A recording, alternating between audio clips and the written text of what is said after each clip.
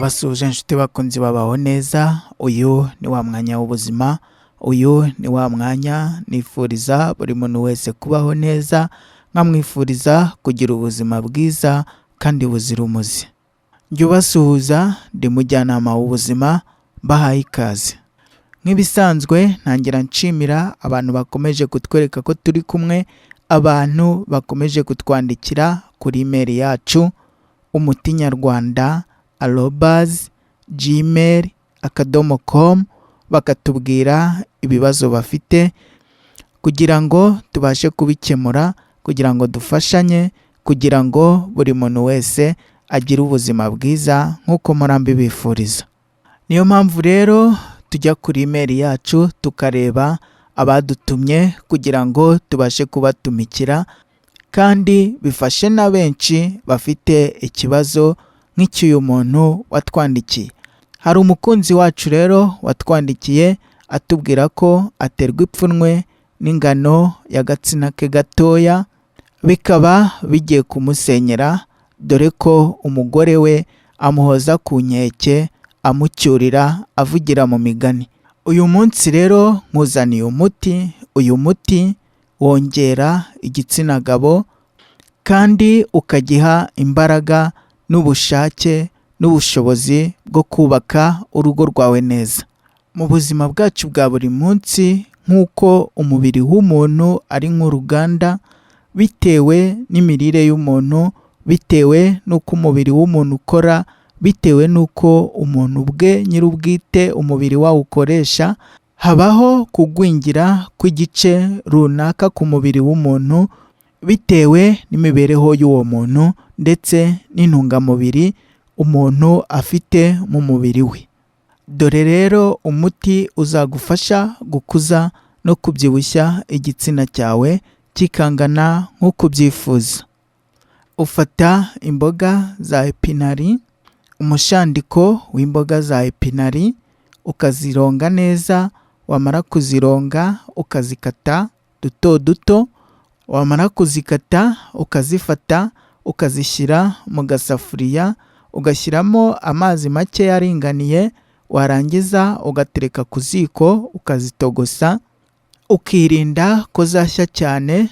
Zimaze kubira nka gatatu ugahita uziteruraho, ukarindira iminota mikeya zigahora.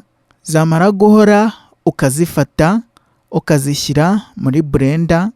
Blender ni akamashini kadufasha gusya imbuto kifashishwa mu gukora imitobe itandukanye.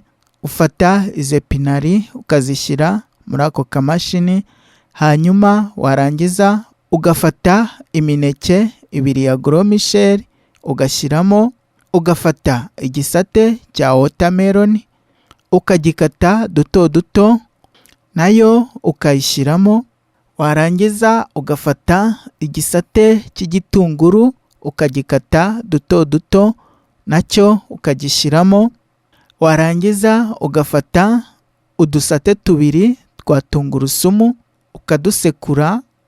Wamara kudusekura natwo ukadushyiramo, warangiza ugafata ya mazi watogosheshejemo epinari ugasukamo, ukaringaniza n'aho urwo ruvange rw'ibyo washyize muri iyo mashini yawe bigarukira, hanyuma ugapfundikira, ukaburendinga, ugasya, ukareka bikanoga neza. Byamara kunoga ugasuka mu kirahure, ukanywa ikirahure kimwe buri munsi. Uyu ni umuti mwiza kandi wizewe. Dore rero akamaro k'ibi biribwa n'impamvu bikuza igitsina cyawe mu gihe cyagwingiye kubera imirire mibi. Imineke ikungahaye cyane kuri potassium. Iyi rero ifasha gukora neza k'umutima ndetse igatuma n'amaraso atembera neza mu bice by'umubiri bitandukanye. Rero bituma igitsina cyawe kibona amaraso ahagije kigakura neza. Epinari nazo ni imboga zifite vitamine zishobora gutuma igitsina cyawe gikura kandi kigakora neza. Izi mboga ziganjemo vitamine zifasha umubiri gukura neza ndetse no gutohagira. Igitunguru nacyo kifitemo vitamine zifasha umubiri kuyungurura amaraso no kongera abasirikare b'umubiri, umubiri ukagira ubudahangarwa. Watermelon ni urubuto rwiza cyane rwifitemo ikinyabutabire. Iki kinyabutabire kiba muri watermelon gituma imitsi y'amaraso irambuka neza, bigatuma amaraso abasha gutembera neza mu mubiri nk'uko bikwiye. Tungurusumu nazo zifasha kuyungurura ibyo wariye, niba wariye ibirimo umwanda, ndetse no kwica utundi dukoko dushobora kugera mu nda y'umuntu tugahinduka inzoka, zo bita inzoka zo mu nda. Kandi tungurusumu nazo zigira akamaro kanini mu gutuma amaraso y'umuntu atembera mu mitsi neza. Tungurusumu kandi zifasha igitsina gabo kugira ubushake no kugira ubushyuhe buri ku kigero igitsina kiba gikeneye kugira ngo kigire umurego uhagije. Impamvu nkubwiye ibi rero, niba utabasha kubona ubushobozi bwo kubona blender yagufasha gukora umuti nk'uko twawukubwiye, gerageza mu mafunguro yawe ya buri munsi ntihakaburemo ibi byose tumaze kukubwira, umubiri wawe uzakora neza. Murakoze cyane rero, mwari kumwe nanjye mujyanama w'ubuzima. Kanda kuri subscribe niba ari ubwa mbere dukurikiranye, kanda kuri iyo nzogera ya notification kugira ngo utazacikwa n'ibyo turi kugutegurira ubutaha. Mugire ibihe byiza.